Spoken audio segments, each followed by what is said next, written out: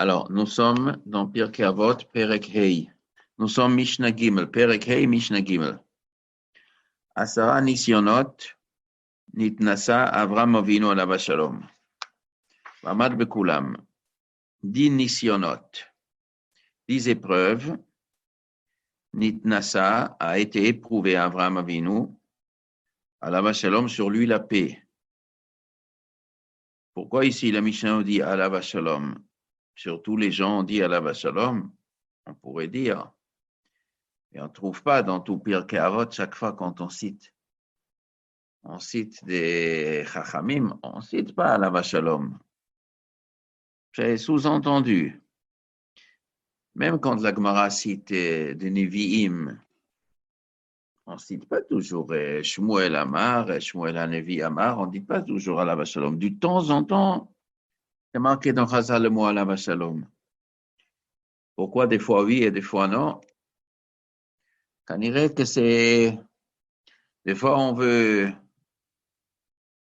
souligner la tzidkout très spéciale. On veut souligner quelque chose de spécial. On dit alav shalom. Alors ici, la Mishnah nous dit alav shalom sur Avraham Avinu. On dirait que c'est quelque chose d'exceptionnel, ce que la Mishnah veut nous transmettre.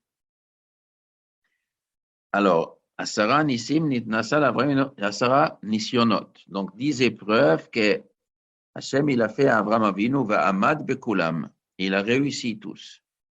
Le Hodia, ça fait nous faire savoir, c'est important qu'on le sache. Pourquoi c'est important qu'on sache? Parce que Ramachibato, chez l'Abraham Avinu alav shalom, combien Avraham il aimait Hachem, afin que les gens s'inspirent. Chaque juif est invité à s'inspirer de l'exemple d'Abraham.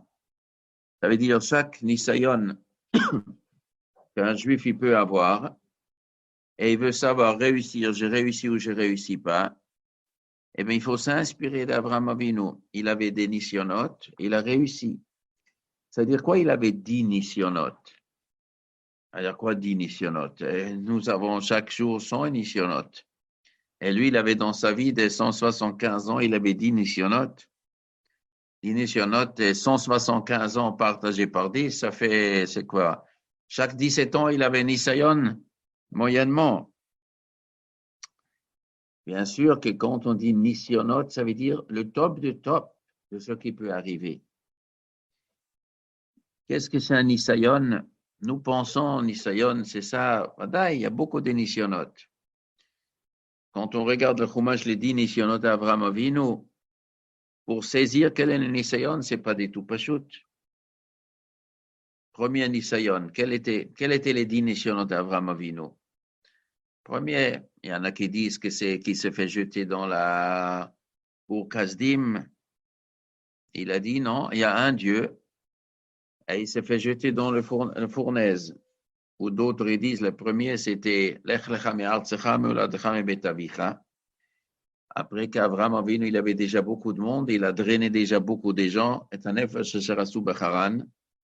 Il avait toute une cour, il avait sorti des gens de la Avodah Zarah, il les a rapprochés vers les Emouna, ils suivaient Abraham, et il avait déjà beaucoup de monde, et il fallait les nourrir. Et Hachem lui a dit, tu vas quitter Haran, et tu vas partir en Eretz Israël, et sur la route, où il va trouver de l'argent pour nourrir tous ces gens. Il ne faut pas que son mouvement s'écroule. C'est un danger que le mouvement s'écroule, que tout le monde d'un coup, il se mette en marche dans un pays qu'on ne connaît pas. D'autant plus que c'était un mouvement, entre guillemets, révolutionnaire.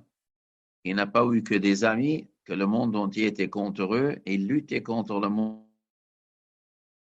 Et qu'à Haran, ça marchait déjà. Il a pu réussir à Haran. Maintenant, il fallait changer l'endroit. Mais le premier Nisayon, quel était le premier Nisayon d'après beaucoup? C'est se jeter dans la fournaise. Quelle est la difficulté de se jeter dans la fournaise? Nous, on s'imagine, parce que le four, ça fait mal. Quand on rentre dans le four, eh ben, ça fait mal. Combien de tours ça fait mal? 5 minutes, 10 minutes, un quart d'heure, une demi-heure, 1 heure, je ne sais pas. Eh ben, il était d'accord de souffrir pour ça. Comme ça, nous pensons que c'est ça le Nisayon. En vérité, l'initiation, il est beaucoup plus profond. Et tous les initiations d'Abraham Avinu, c'est beaucoup plus profond que le fait de souffrir pour Dieu. C'est que la question, elle se pose, si jamais Abraham Avinu il va rentrer dans la fournaise et il va mourir, parce qu'il ne savait pas s'il va sortir vivant. Abraham Avinu ne savait pas, Hachem ne lui a pas dit que je vais te faire sortir, il n'a même pas parlé avec Hachem. Il n'était pas navi à cette époque. C'était une conviction profonde qu'il y a un Boré Olam, un Nimrod, c'est un imposteur qui se fait passer pour Dieu et qu'il conduit le monde vers l'abîme et il faut aller conduire le monde vers Dieu. D'accord, c'est bien.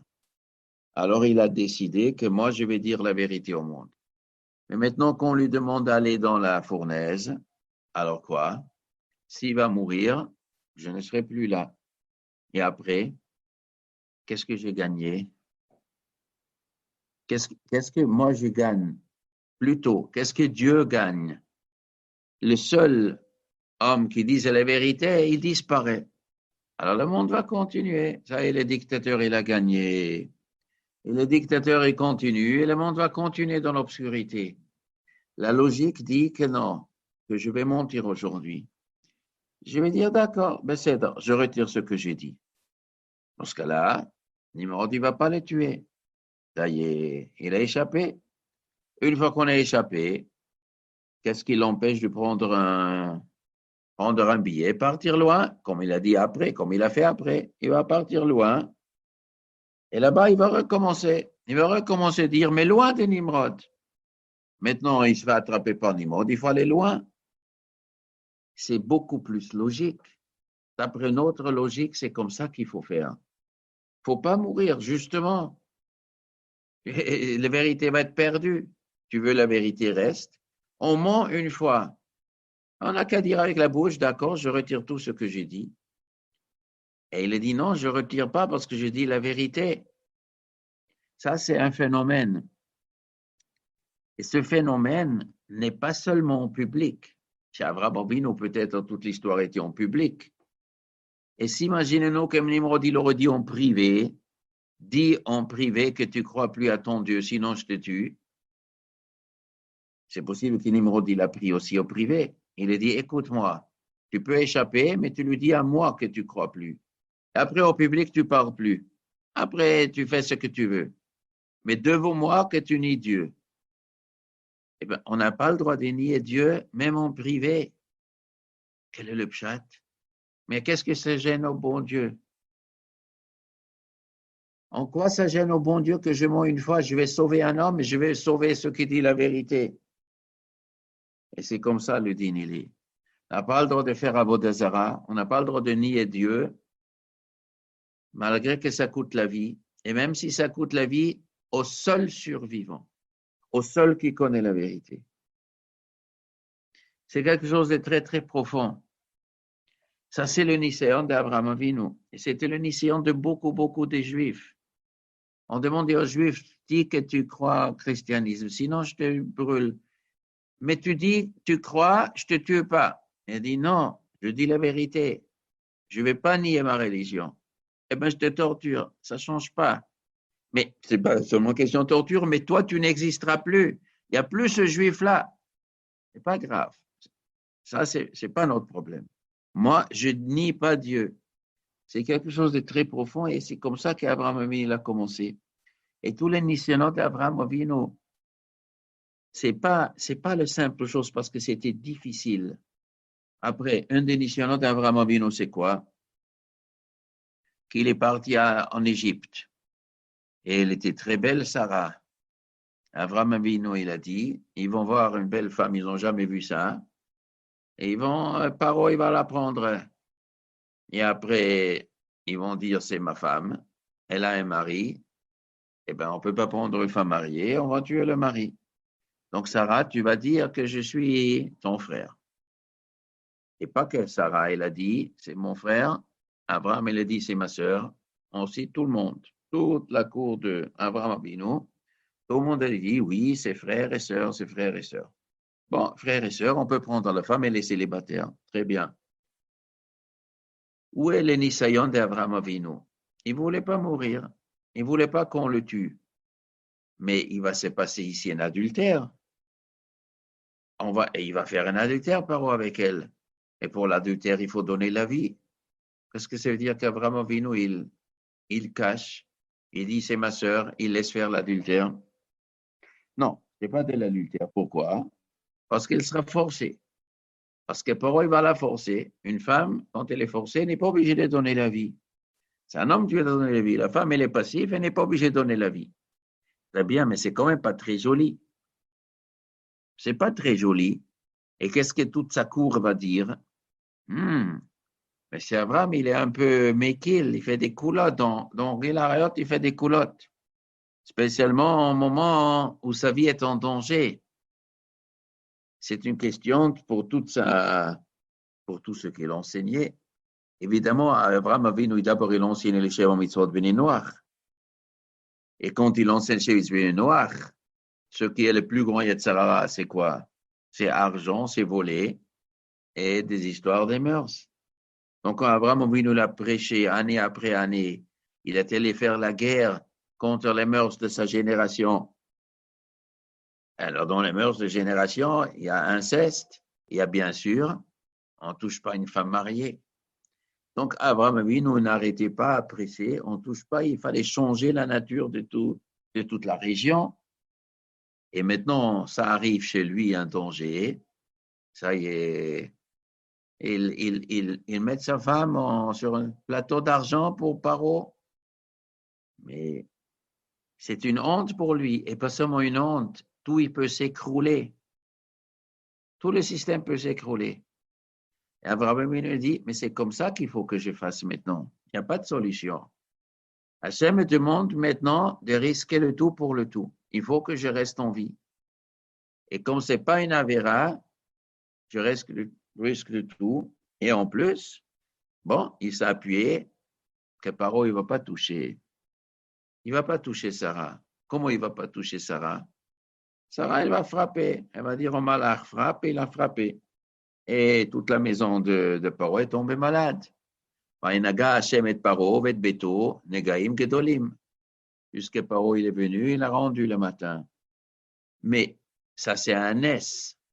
Qu'on peut rendre malade toute la maison de Paro, c'est un S.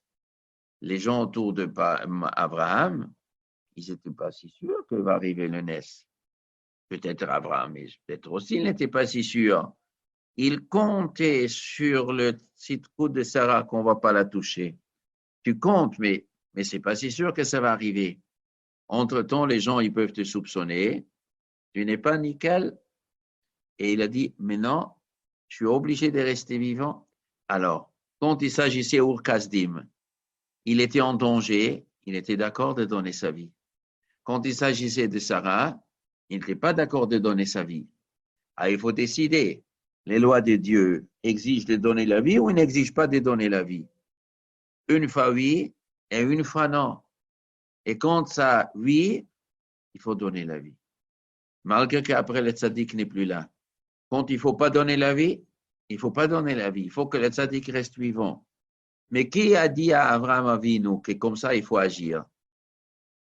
Ça, probablement il a compris de lui-même. Il a compris de lui-même, c'est comme ça qu'on est obligé d'agir.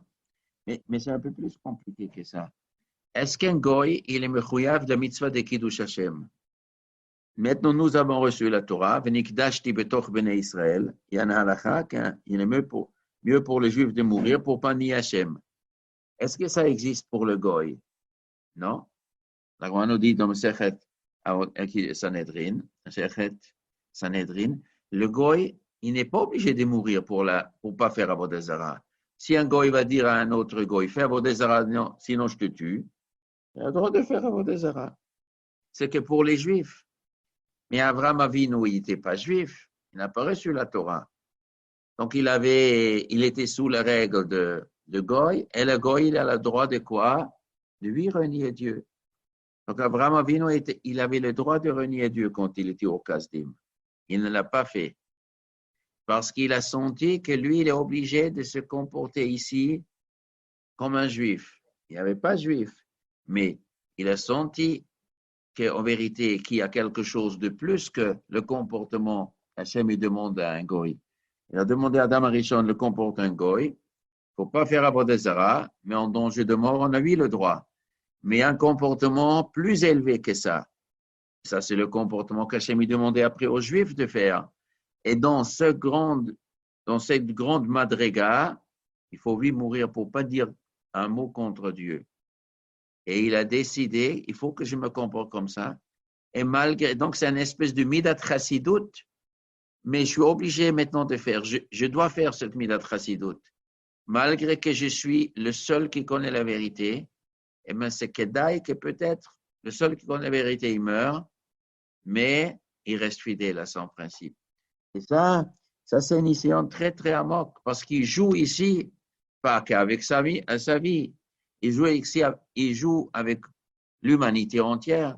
Si lui meurt, qui me dit qu'après il y a quelqu'un qui va reprendre le flambeau, peut-être non.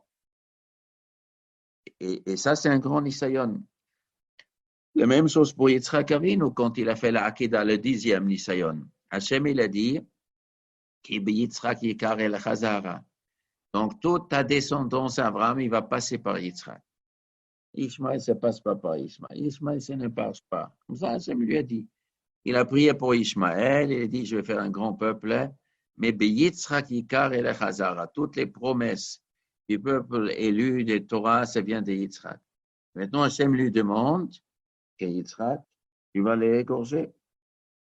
Alors, tout, il va tomber à l'eau. Tout le projet va tomber à l'eau. Et Abraham, il a dit, je suis obligé de faire, je le fais. Ça, c'est un grand Nisayon. Là-bas aussi, il y a un autre pshat, le Nisayon d'Akeda, c'est parce qu'en vérité, la nevoie, c'est quelque chose que si le navire, il veut tordre sa conscience, il pourrait interpréter qu'il se trompait dans sa nevoie. Le Satan, là-bas, il dit à Abraham Avinu, mais à Kadesh Baruch, il te dit, on n'a pas le droit de tuer. Donc, ce n'est pas possible qu'Hachem te demande de tuer ton fils. Donc, s'il te le demande, ce n'est pas Hachem, c'est le Satan qui demande. Le Satan, il a dit à Abraham Avinu, c'est moi qui t'a dit de tuer ton fils, mais ce n'est pas Hachem. Et si le navire n'est pas pur, à ce moment, il peut se tromper. Et Abraham Avinu, il aurait pu dire, et peut-être ce n'est pas Hachem qui m'a dit, mais il a dit non, mais c'est lui Hachem qui m'a dit. C'est un essayant très profond que si l'homme, il dit non, c'est ça la volonté d'Hachem ou c'est pas ça la volonté d'Hachem. Et tous les Nisyonotes, un des Nisyonotes, il avait renvoyé Ishmaël. Quand il renvoie Ishmaël, c'est quelque chose de terrible parce qu'Hachem, il a dit, je vais lui faire de lui un grand peuple. Mais ça veut dire quoi faire un grand peuple? Lui, Ishmaël, Yichye lefanecha. D'après Rashi, Yichye lefanecha, ça veut dire qu'il sera un tzaddik. Ishmaël, après, il est un tzaddik. C'est-à-dire, il va faire des bonnes choses. D'ailleurs, Abraham Avinu, à la fin de sa vie, il se mariait encore une fois avec Ketura. Il a encore 6 enfants. Malgré qu'il savait qu'Yitzhak sera le tzaddik. Alors, si tu sais qu'Yitzhak sera le tzaddik, pourquoi tu as besoin encore 6 enfants? Parce que ces enfants vont aussi aider à la Emouna dans le monde. Ils vont aider pour qu'Yitzhak ne sera pas le seul croyant en un Dieu. Donc, il y a d'autres croyants en Dieu. Il a encore 6 enfants qui ont créé des grands peuples qui parlent qu'il y a un Dieu au monde. Donc, c'est Ishmaël Vadaï, c'est quelqu'un de très important. Et maintenant, il faut que je le renvoie. Et si je le renvoie, il va se fâcher avec moi. Et il va se fâcher avec Yitzhak. Et il risque de vouloir faire du mal à Yitzhak après. Étant donné qu'il se fait renvoyer comme un malpropre à Hagar à Ishmaël, les conséquences dramatiques. Et il a dit non, je suis obligé de faire. Il y a des décisions qui sont très difficiles à prendre. Ça, c'est les nisyonotes. Esser nisyonotes. Là, il avait des dizaines, des milliers de nisyonotes. Mais il y a plus grand et plus grand et plus grand. Et les top de nisyonotes, c'était ces Esser nisyonotes. Maintenant, tout ce père commence à parler des 10. Avec 10 paroles, Dieu a créé le monde. Et après, on nous dit 10 générations jusqu'à Noach et 10 générations jusqu'à Abraham. Après, on dit, Abraham, il avait 10 nisyonotes. Ce n'est pas un jeu de mots. Bien sûr, les choses sont liées. On devrait peut-être faire une étude pour lier la première parole d'Hachem de Maaseh Bereshit avec la première génération, avec le premier Niséon d'Abraham, après la deuxième parole d'Hachem au Matan Torah et la deuxième Niséon d'Abraham. Sûrement, ça marche. Mais sans définir maintenant comment le 1, 2, 3, 4, comment tous ces qui sont marqués dans le Mishnot, ils sont tous liés, tous les uns après, à Seranissim en Égypte, et Sanishionot que les Juifs ils avaient dans le désert, les 10 miracles qui étaient dans Beth Amikdash, tout ça, ils sont liés, le 1 avec le 1, le 2 et le 2. Mais sans faire cette étude, le fait que le Tan insiste sur le fait qu'avec 10 choses, Dieu il a créé le monde, ça veut dire qu'il existe une entité de 10. Quand c'est le 10, c'est la Shleimut, un minyan. Pour que la Shrina et les Shora, quand on fait une tefila, il faut 10 juifs. 10 juifs, la Shrina et les Shora. 9, on ne peut pas dire Devarim Shebekudusha. Dire Kadosh, Kadosh, Kadosh, Hashem Tzvakot, Baruch Hu, Amen et Shmiraba, il faut 10. La Shrina et les Shora, quand il y a 10 personnes. Il y a un phénomène, 10, c'est la Shlemut. La création du monde a été créée avec un Giloui de Hashem de 10 paroles. Maintenant, on nous dit, à son Nishionot, il avait Avraham Avinu. Ça veut dire, ces 10 Nishionot, ils ont fait qu'Avraham Avinu, il est devenu le tzaddik. Il a Bishleimut, il était Yotze, il était réussi le Niséon de 10, il est devenu le tzaddik 9, ça n'aurait pas marché. Et Atayadati qui est réel et qui mata. Le pasuk dit pour la Akida, Atayadati, maintenant ça se dévoilait que tu es un réel Elohim. Mais il avait déjà 9 avant. 9 n'est pas 10. Et tant qu'on n'a pas 10, ça n'est pas prouvé que tu es Elohim. Le 10e, il est important. Et ça, c'est comme 10 générations d'Adam à Noach. Le 10e, celui qui a sauvé le monde. Après 10 générations, Abraham Avinu, c'est le 10e, c'est ça qui fait que ça réussit. Le 10e Nisayon, et Abraham Avinu, il a réussi. Ça veut dire c'est le top de Nisayon, maintenant c'est la Shleimut. Ça c'est, ici on dit Alav Shalom. Il y a 2 fois sur Asara Nisim, maintenant c'est Abraham Avinu, Alav Shalom. Mamad Bekulam, l'odi Akam Achibato, Abraham Avinu, Alav Shalom. Sur lui, la paix. La paix, c'est la perfection. La paix, c'est Shleimut. C'est entier. Abraham Avinu, il est devenu entier et chaque juif, il doit s'inspirer au dia Kamachibato. Il faut qu'il s'inspire les juifs. Et Abraham Avinu, nous avons eu un grand-père, un patriarche qui était Shalem dans tout. Essaye toi aussi d'imiter Saint Abraham Avinu. Asara, Nisim Naasu la avotenu b'Mitzrayim. 10 miracles ont été faits pour nos parents en Égypte. Quels sont les 10 miracles qui ont été faits à nos parents en Égypte? C'est d'être sauvés des Esser Makot. Les Esser Makot que les Égyptiens ils ont reçus, les Juifs n'ont pas reçu. C'est un immense miracle. Que la grêle tombe que sur les Égyptiens, il ne tombe pas sur les Juifs. Que la peste n'attrape que les animaux égyptiens et pas les animaux des Juifs. Comment le virus, je ne sais pas qu'est-ce que c'est le microbe, je ne sais pas qu'est-ce que c'est cette peste, comment lui, il reconnaît qu'est-ce qu'il est un animal égyptien et qu'est-ce que c'est un animal juif, comment le virus il sait, comment la bactérie elle sait. C'est qu'Hachem, il envoie ici et pas ici, c'est immense miracle que l'Égyptien est du Choshech et le Juif il a dehors, que l'Égyptien il boit du sang et les Juifs, chez le Juif c'est de l'eau. Et chez l'Égyptien, et dans le même verre. Dans le même verre, l'Égyptien, il boit par une paille, c'est du sang. Et le Juif, il boit, c'est de l'eau. Les immenses miracles qui sont arrivés. Asara Nisim la avotenu b'Mitzrayim. Vasara alayam, il y avait 10 miracles dans la mer. Il y avait 12 routes, que la terre, elle était sèche, que les murs étaient durs, ils étaient transparents, la lumière de Hamoud Esh a éclairé. Chacun, il a pu voir les 12 Shvatim traverser.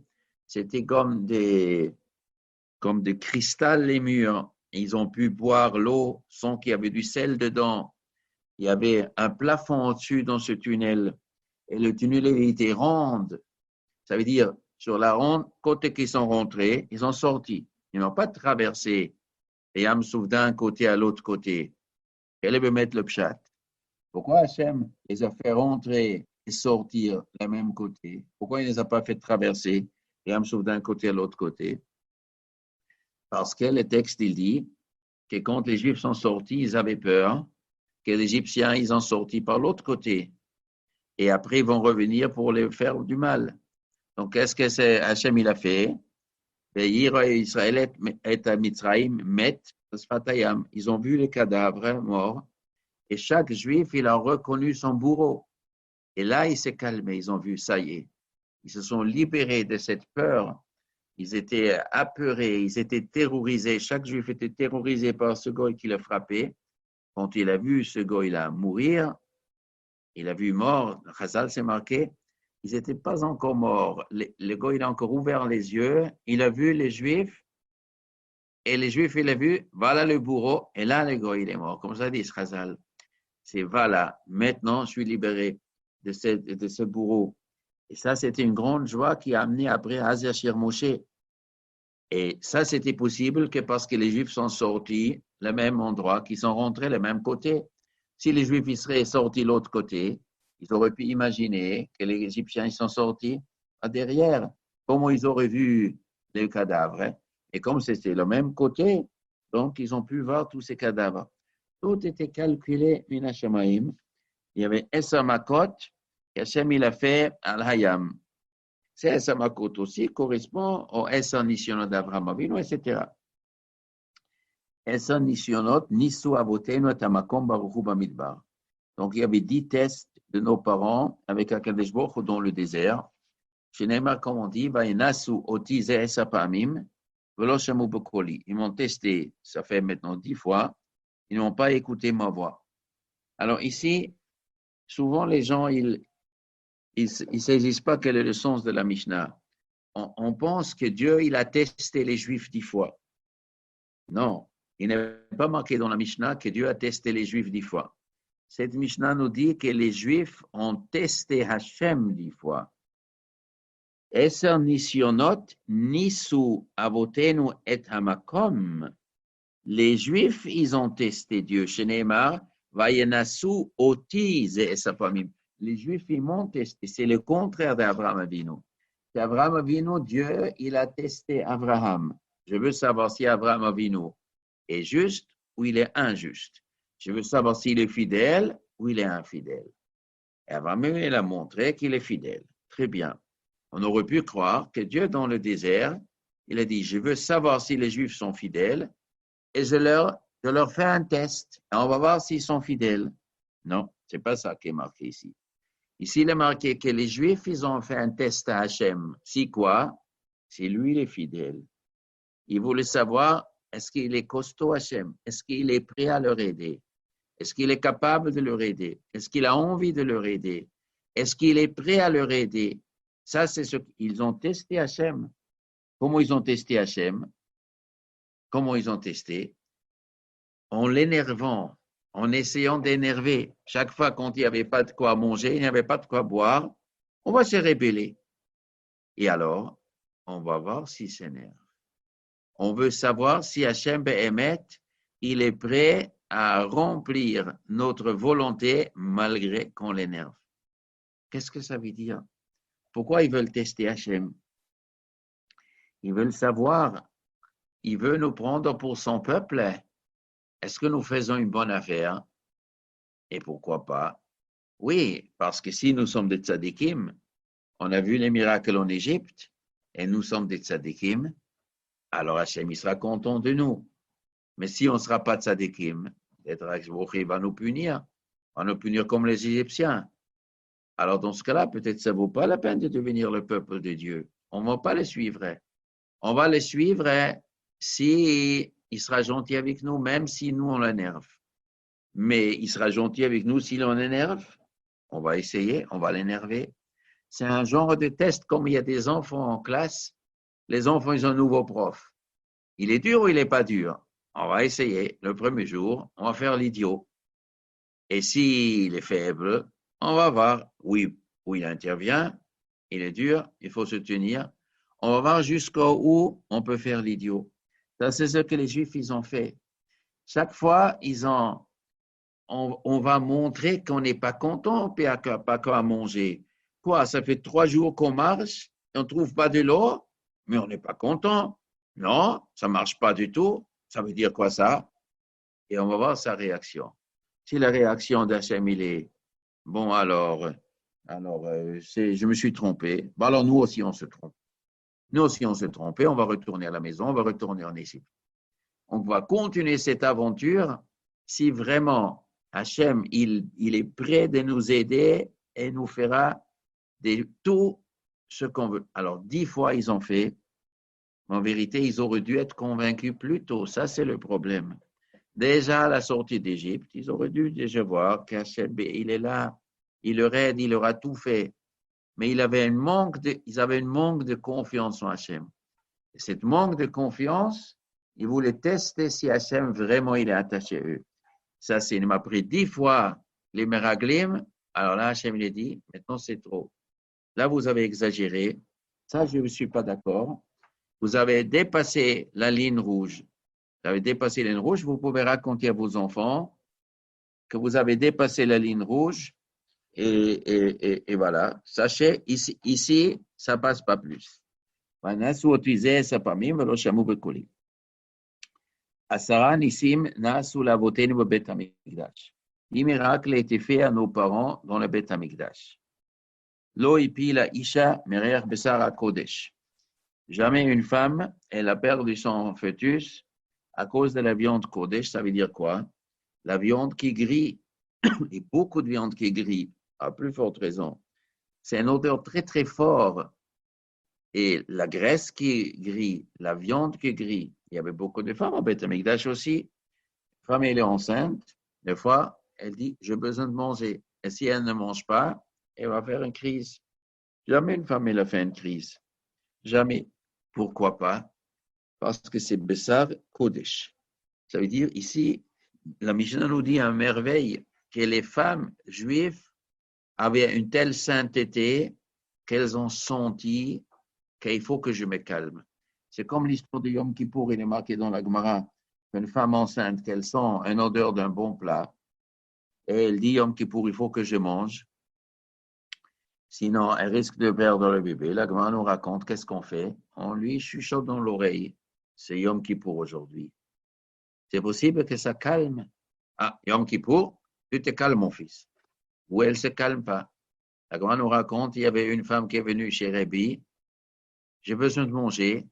Rabbi lui dit, dites l'oreille, c'est Kippour. Elle s'est calmée. Et qui était l'enfant? Rabbi Yochanan. Rabbi Yochanan Resh Lakish, Rabbi Yochanan était cet enfant-là. Il y avait une autre femme, elle est venue. Rabbi lui dit, chuchotez-lui dans l'oreille, Kippour. Eh bien, ça ne marchait pas. Qui était celui-là? Après, il était malhonnête dans ses affaires. Il a fait des affaires malhonnêtes. Alors, dans le ventre déjà, si c'est de la bonne qualité, la Kedusha, le feu ici, les Kadosh, il entend le message de Dieu, il se calme. Ici, la Mishnah nous raconte que les femmes juives sont montées au Beth Amikdash. Il y avait un immense odeur de la viande grillée, mais ça ne faisait pas de mal. C'est de la viande Kadosh. Les femmes juives, elles sentaient viande Kadosh, tu te calmes, et elles se calmaient. Mais jamais de la viande de Kodesh de Korban a pourri, a tourné, a donné une mauvaise odeur. C'est un phénomène. Au Beth Amikdash, il y avait des fois des centaines, des milliers de bêtes. Et des fois, il y a 40 degrés à Yerushalayim. Alors, 40 degrés à Yerushalayim, sans congélateur, sans frigidaire, sans glace. Et il y a des kochim qui est mangé une journée. Il y a kochim kalim qu'on peut manger dans tout Yerushalayim. Alors, des fois, tout Yerushalayim était plein de viande de Kodesh. Jamais il y avait mauvaise odeur.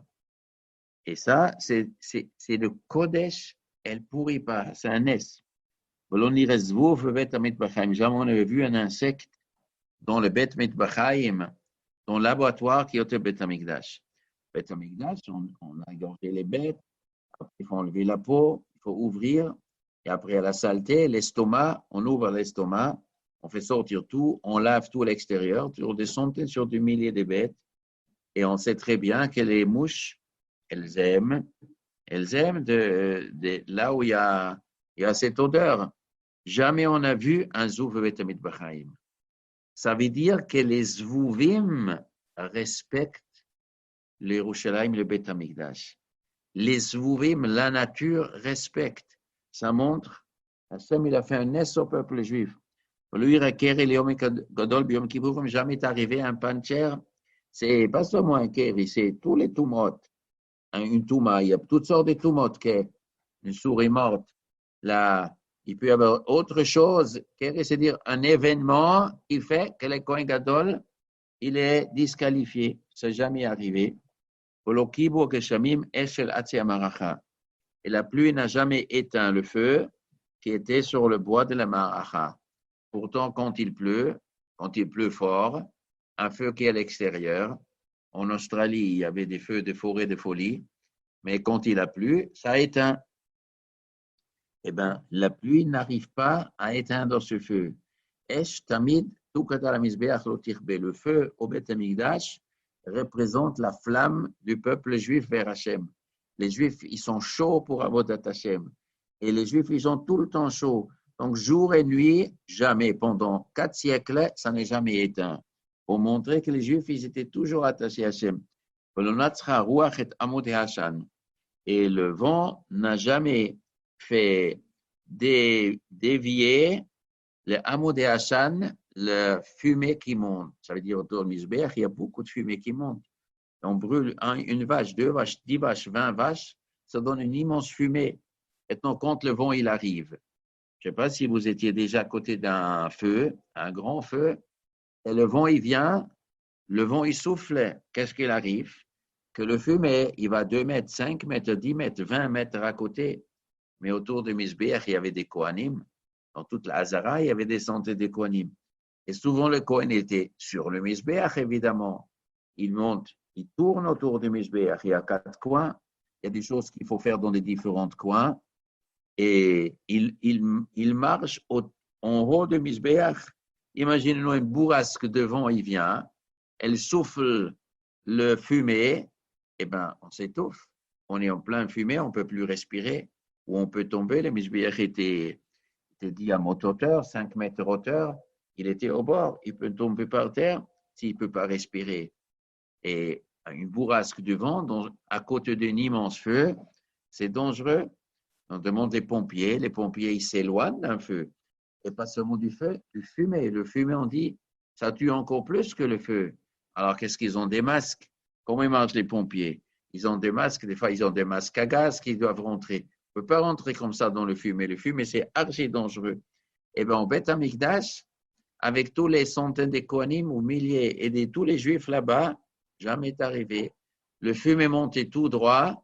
Le vent, il arrive, il s'arrête devant le fumée. C'est un phénomène. Jamais on a trouvé que le Omer, le Korban Omer qu'on fait le deuxième jour de Pessah, et jeter à l'Echem les 2 pains qu'on fait Shavuot, l'Echem Apanim est devenu Pasoul. Si ça est devenu Pasoul, par exemple le Tamé, ou une autre chose que ça rate. Le jeter à l'Echem, si on rate le jeter à l'Echem, il fallait le cuire la veille de Shavuot, ça ne repousse pas les Yom Tov. Il faut préparer Erev Yom Tov. Et si c'est devenu Pasoul, devenu Tamé ou une autre chose, on ne peut plus faire. Pendant Yom Tov, on n'a plus le droit de fabriquer le jeté à l'Echem. Dans ce cas-là, la conséquence, c'est que pendant toute une année, on n'a plus le droit de faire un korban avec la nouvelle récolte. Il faut toujours prendre la récolte de l'ancienne année. Étant donné que c'est le korban de jeté à l'Echem qui permet à ce que les Juifs utilisent la nouvelle farine pour amener un korban au Beth Amikdash. Tous les menachot, tous les korbanot où il y a de la farine, pendant toute l'année, à partir de Shavuot, on prend la nouvelle récolte, à condition qu'on a fait le jeté lechem. On a raté de faire le jeté lechem, pour n'importe quelle raison, on utilise l'ancienne farine. C'est une grande galère. Et le Homer, tous les Juifs, ils ont commencé à manger la nouvelle récolte à partir de midi. À midi, au deuxième jour de Pessah, dans tous les clans Israël, on mange une nouvelle récolte parce que c'est sûr et certain que les Kohanim ne vont pas retarder le Homer plus que midi. Mais s'il y a un pancher, Et il faut le couper la nuit. On ne peut pas le couper avant Pessah. Il faut le couper la nuit du 16 Nissan. Une fois on a coupé, et on ne coupe pas plus que pile la mesure. Après, il faut moudre. Après, il faut griller. D'abord, griller et moudre. Et si pour une raison ou une autre, quelque chose tourne par an, on ne fait pas le homer. On ne fait pas le homer. Tous les Juifs qui vont manger le 16e jour de Pessah après-midi, la nouvelle récolte, ils vont tous transgresser une Avera Minatora. Hachem, il a fait que ce n'est pas devenu pasoul. Et l'Echem Apanim, on le cuit vendredi. Shabbat, on le met sur le shulchan. Et ça reste une semaine.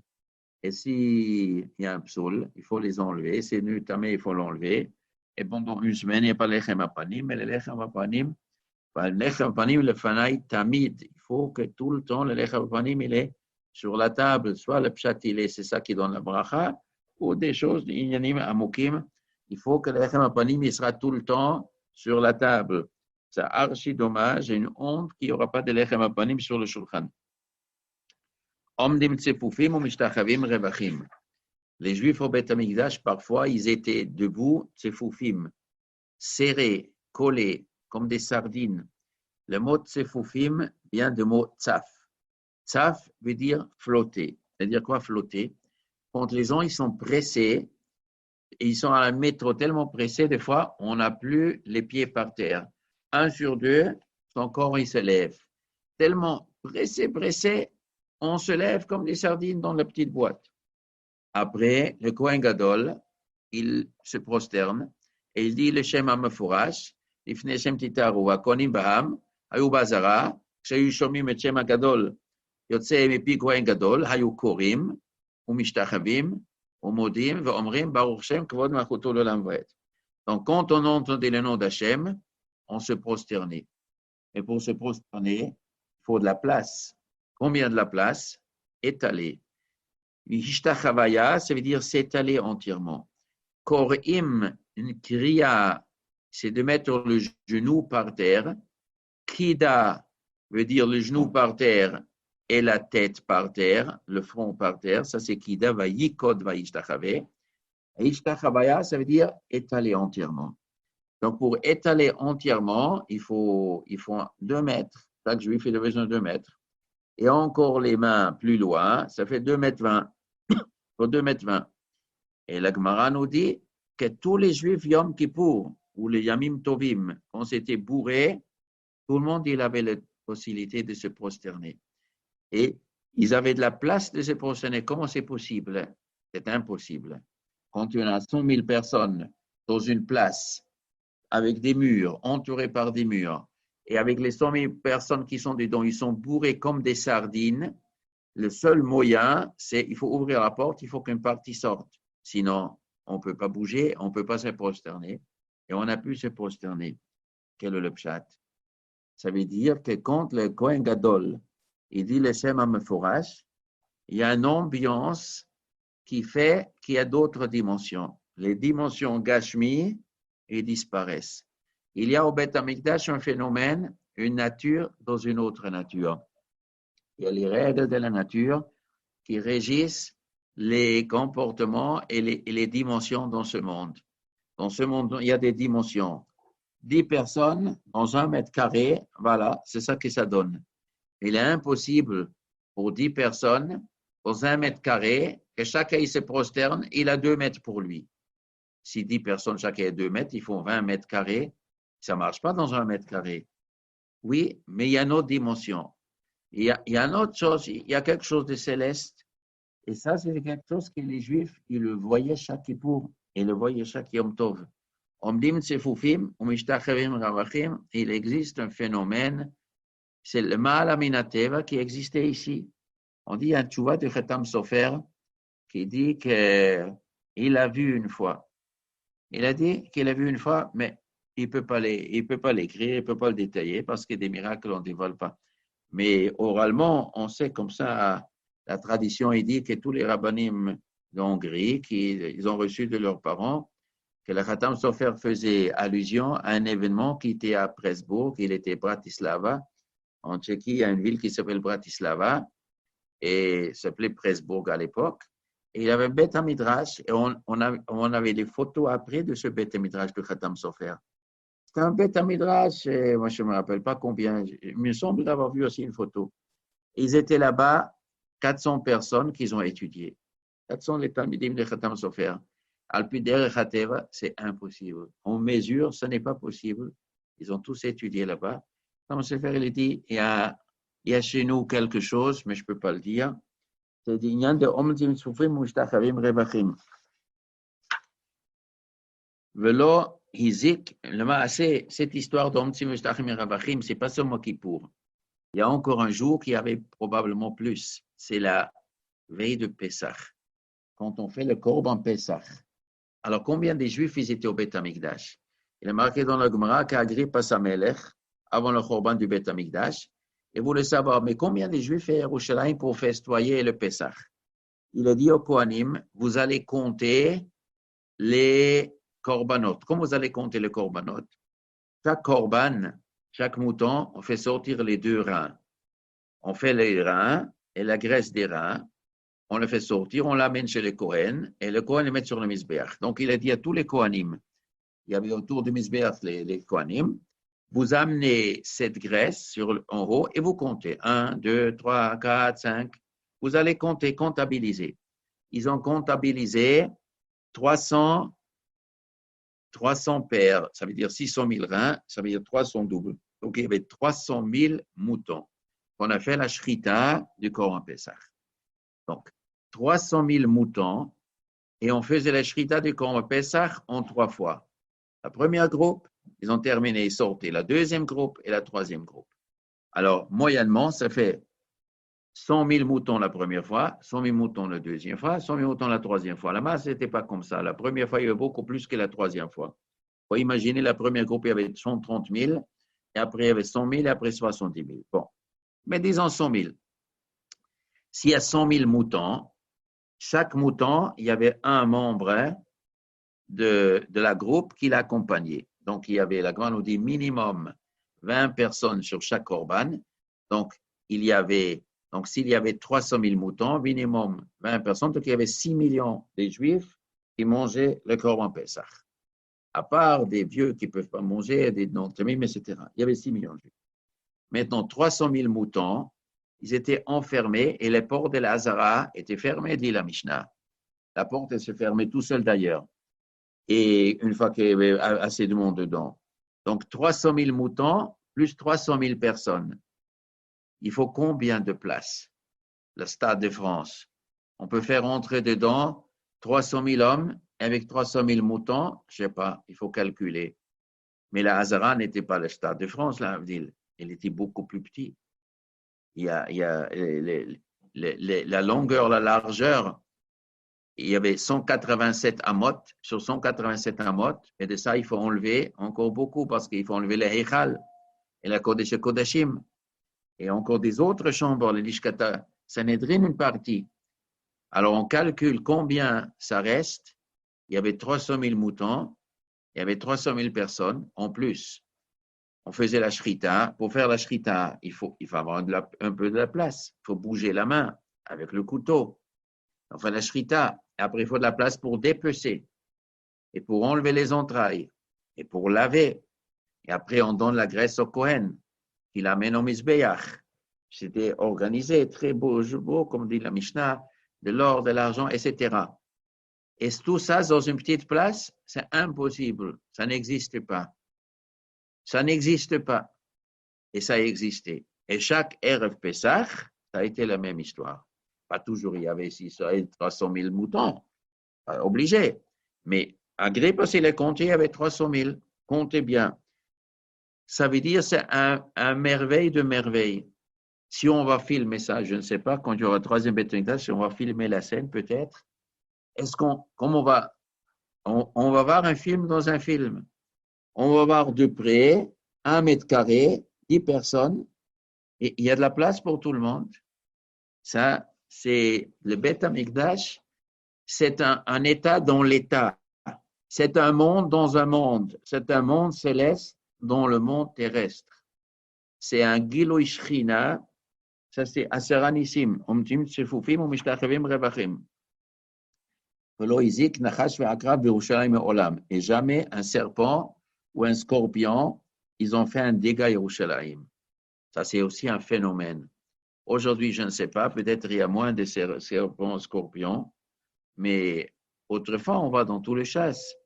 Il y avait beaucoup de serpents et des scorpions. Encore aujourd'hui, il y a des pays où il y a beaucoup de serpents et des scorpions. En Indonésie, où il y a, à l'époque de Beth Mikdash, il y avait des nachash, akraf, scorpions, et à Yerushalayim, jamais le serpent et les scorpions, ils ont mordu.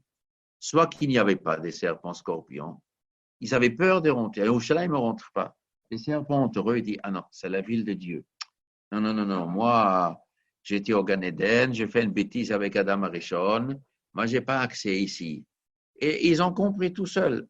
Soit qu'ils sont rentrés, mais ils n'ont jamais piqué. Ici, on ne pique pas. C'est la ville de Dieu. Les animaux les plus méchants, les sans pitié, un serpent, un scorpion, et on le dit encore plus, c'est à côté de Omdim Tzfufim Mishtachevim Ravachim. Il y avait beaucoup de monde. On sait que chez les serpents, quand on les énerve, ils piquent. Quand un serpent il est loin, c'est pas très dangereux. On peut voir un serpent de loin et pas forcément il est obligé de mordre. Mais si tu te colles à lui, si tu veux lui marcher dessus, alors là, il se défend. Donc, Omdim Tzfufim, mais il y a des millions de gens à Yerushalayim. Eh bien, les serpents, ils peuvent se sentir agressés. Eh bien, on va mordre quelqu'un. Jamais. Jamais un serpent, un scorpion, ils ont mordu. Parce que les animaux, ils sont la Kedusha. Alors ça, c'est le top du top.